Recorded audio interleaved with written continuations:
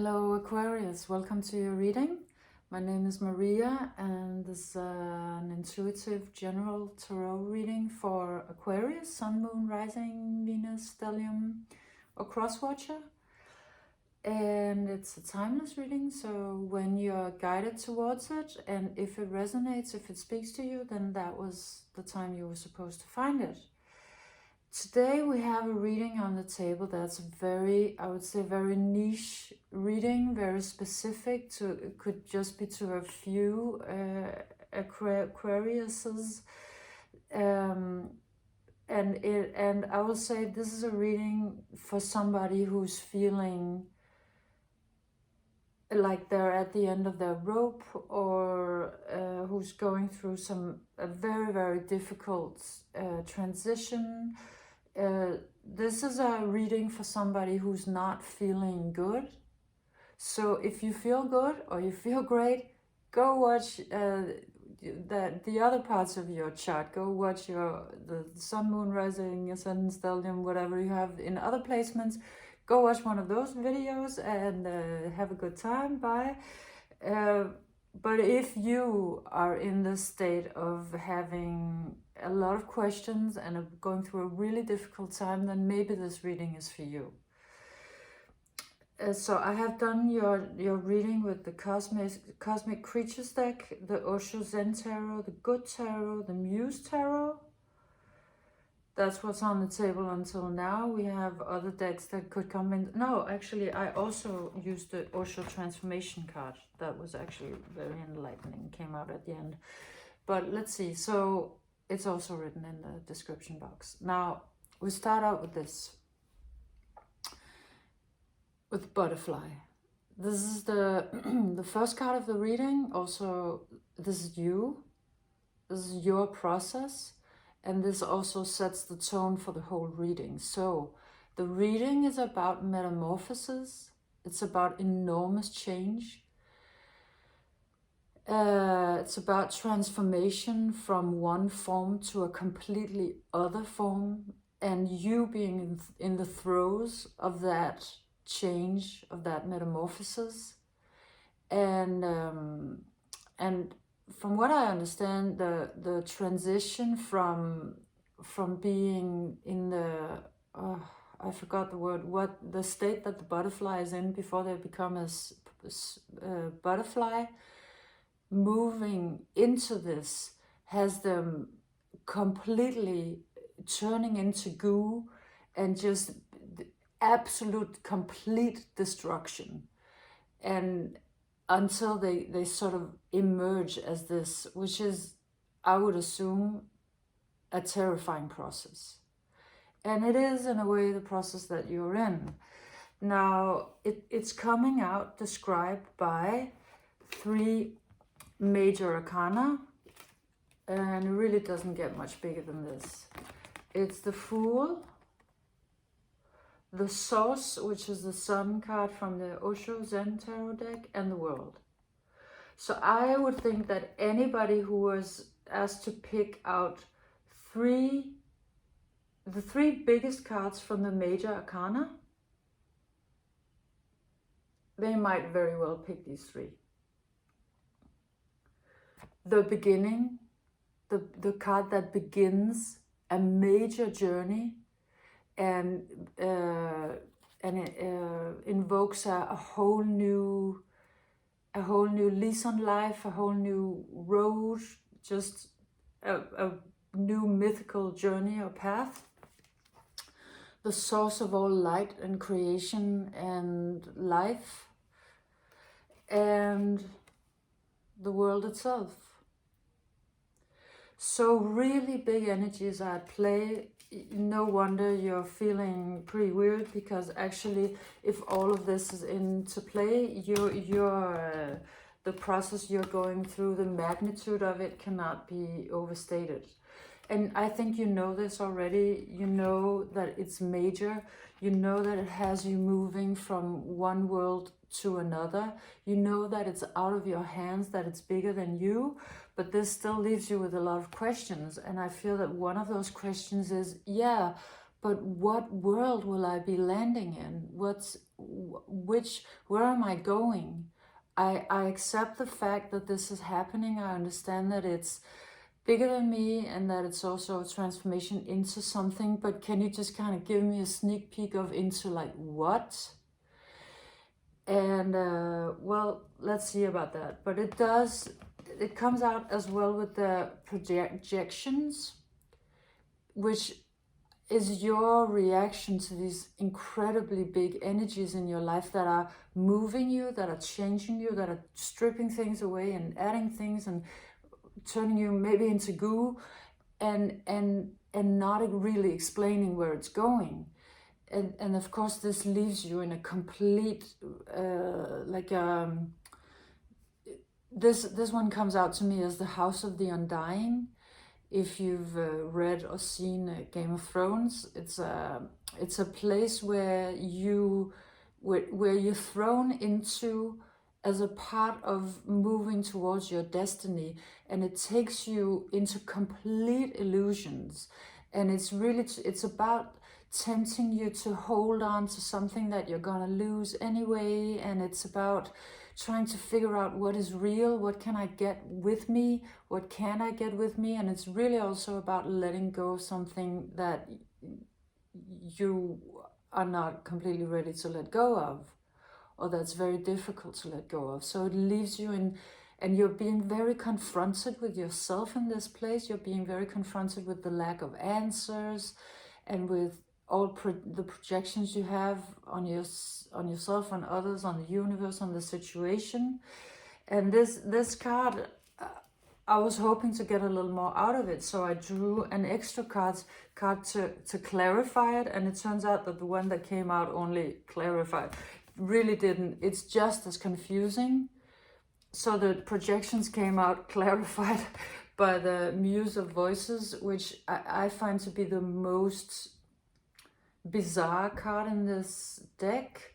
It's so difficult to figure out really what's going on here and where it's going and why. All we know for sure is that there is a road forward, but going where though? That's a little difficult to know. At the end, it does look like it ends up in a landscape and also with some sacred geometry, but it's not a very inviting road, and yet this is the one that you're having to travel. So it has thrown you into this feeling of being lost, alone, maybe like the universe deserted you. This is the wolf card, and of course it comes out as the lone wolf, as a wolf howling at the moon, howling at the universe, asking for answers, and asking for some kind of clarity or just release. And this also very confusingly comes out clarified by two cards that are really opposites. The Ten of Voices and the Abundance card. So this is actually, it's almost like the everything and nothing. Abundance, success, reaching a perfect conclusion, having everything you need, and just absolutely reaching the bottom, falling down a hole, getting spiked by 100 pieces of glass or 10 swords in the traditional one. And it's just, they're total opposites. And I also feel like this may actually this may be your question. Your question to the universe could be, am I gonna lose everything? Or can I still win in this situation? Which one is it gonna be? Am I gonna reach just complete destruction, or just end up with just the worst that I could imagine? Or is there still hope that this will turn out to be the greatest situation ever? And it leaves you, of course, having this question, having this doubt, as to where your transformation is going ultimately is leaving you in a lot of pain. Actually, it's really about feeling confused, lost, and also maybe a little bit divorced from your guidance. Seems to me like these two birds, the one in particular, the one sitting on your wing, is trying to get in touch with you, and you're kind of lost in thought and lost in this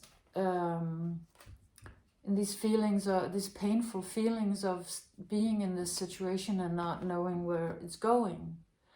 But I feel like this bird does come out though with a message, and the message it comes out with is the Knight of Materials and the Six of Voices.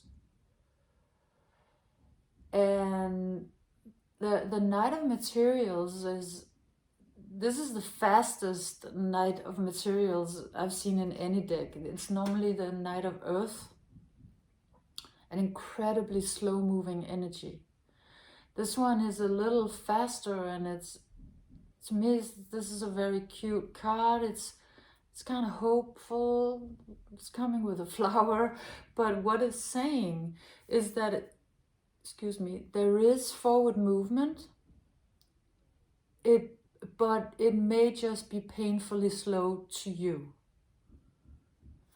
And this card, which I always understand as the way I've seen it interpreted by Tarot, it's like you are being carried over a precarious precipice with a lot of shards and challenges. You are being carried, you are being moved, you are being protected. It's just going very slowly.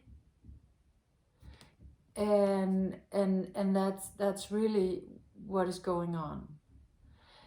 And I feel like you might still be like, yeah, I think I knew that. I think I knew that there was a movement, and I think I knew that I was being protected, but I would still like to know where it's going. And then comes out this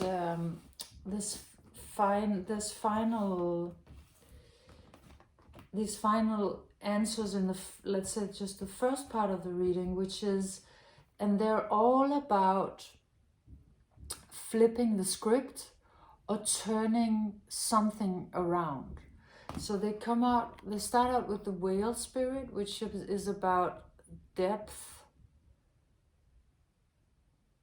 longevity, wisdom, emotions, and this whale is kind of doing a backflip, so it has this movement like it's turning around. I feel like it is kind of like saying to me that something is gonna turn. It's gonna turn, and you can help it on its way. You can help it. And the way you can help it is really, it has to do with your mind. It has to do with how you think about the situation. That it would help you, serve you, to think of the situation as something that can be turned around, because that will give you hope. And hope is more powerful almost probably than anything else in human life. There are bountiful examples of this. People who have hope survive in situations where it would be almost humanly impossible to survive, and people who don't fall under things that really shouldn't be able to take them down. So, and this comes out with actually 3 energies that are also looking back. They're looking in that same direction. They're kind of doing this movement of a little bit the same movement, same direction as the backflip.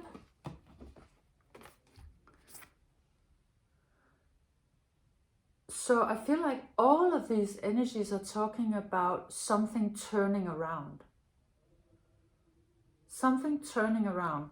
And that actually, it's going to happen pretty fast. It's going to come out intensely moving backwards or being redone or reversed. Same with this one, comes out, the Knight of Emotions comes out. Also a watery card like this one. And the Nine of Air. And the Nine of Air especially is speaking to me because it seems like a card of surrender. She looks like she has, she looks like she's given herself over to the divine. And she's just letting it fly her or move her, trusting that it will be to a good destination. And then comes out this Eight of Inspiration, and this is you trying to pull the other way. I see you kind of trying to work like with all of your might to make it move forward, even though all of these energies that we just saw, they're all trying to do a reversal, like a backflip. And you're working against all of these energies. You're trying to move a little bit against gravity or against the natural flow of things. And you're actually being asked not to do that. You're being asked to relax, because out comes the Six of Earth, which is a very beautiful card. It's really a card that is traditionally, it is about incredibly great news coming. It's about happy tidings. But this Six of Earth looks very exhausted to me. This particular animal looks really, really tired. And I think you would be if you have been trying to take control over a situation that is so obviously controlled by energies much bigger than you. So it actually occurs to me that you, or not occurs to me, it feels to me that you're being asked to perform, I feel you've done this before, but yet another act of surrender. Surrender and hope. There is good tidings are on the way. There will be good news. And if you've been working against the current for all the time leading up to it, you'll just be very tired when it arrives. So actually, to do this movement of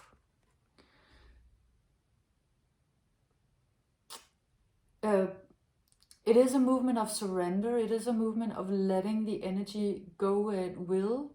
So it looks like it's making a flip, and there may be a space in that process where you're thinking, no, this is going the exact wrong way. But really, it is a part of the transformation, and you're being asked to stay hopeful, even though maybe your emotions will be going completely berserk and your mind might also. The universe is really asking you just to trust that it is going the way it should be. You are being protected, and it's gonna go well. And there was this there was a card that I drew last night for a Capricorn reading. That Capricorn reading is called "It Was Difficult, but it broke you out of staying small once and for all." And that Capricorn reading has been kind of coming up in my mind, and it actually might be describing your situation as well. So if it makes sense to you, go check it out. But there was a swan that was very dominant in that reading, and it insisted on coming back up into this one, although I was a little bit like, no, don't come back up, I just had you yesterday. But it was insisting, and the way it came up, and that's what it's doing today again, is that the swan is described in the book as a very graceful, beautiful, loving creature, but many of the swans that you actually see are very petty and aggressive and territorial. And so it was talking about like a flip. It really depends on how you see the swan or what day you meet it, whether it's a good thing or a bad thing, whether it's beauty or ugliness. And the reason I think this is showing up into your reading today is that it's actually underlining the fact that your mind and your emotions and what you decide to do with that is really a big part of this. It's the bigger things, the big movement, you can't really, it's in the hands of the universe. So you can't, this quest, this journey that you're on, that is happening. But what is in your hands is how much hope you retain in the process. So it's really being pointed out that part of it is up to you. You can flip it either way, and one way will feel good and the other way will not be feeling good. And actually also it does seem to me, because the sun, which is a great card, it's an incredibly positive card, but it did come out to me a little bit like infection, or it did look like a festered wound a little bit. I had that feeling. But at the end of the reading, it's quite diminished. And that has happened regardless of your pushing the other way or pushing, pulling, trying to keep some control in a situation where really surrender is probably the only solution, and not surrender as in disillusioned, not surrendering as in howling at the moon, but surrendering as in staying hopeful. And at the end of the reading, I drew out a couple of Osho's transformation cards, because they're also always very profound, and I felt like they could tell us a little bit about the overall theme of this. And 3 cards came out. I was only looking for one, but these 3 are perfect. So I have it in French. That's just because they're kind of hard to come by. But so the first card is l'énergie, which is energy. La transmutation, which is transmutation. And this one in French is called la folie du cœur. And in the original, or not the original, the English one, it's called the foolish heart. So this is telling me that you're being asked to be very diligent about how you're using your energy in this process. So even though it's incredibly difficult, I really feel for you. I feel for you deeply. Nevertheless, you're being given this answer that is, if you use your energy wisely, you will feel good. If you use your mind wisely, you'll feel good. If you use your mind to make yourself fearful, despondent, angry, those are the feelings you'll have. That's really what this card is saying. And then this card comes out underlining the fact that you are in the middle of the transformation, or you could even just be in the last throes of it, which would be probably the worst. But it is a journey that's taking you to a beautiful destination, and I actually feel like you do know that. You know it's taking you to a beautiful destination. It's just fear playing tricks on you. because you do know this. You do know that it's a good thing. It's taking you to a good place. Hold on to that knowing. That knowing is incredibly precious, incredibly important.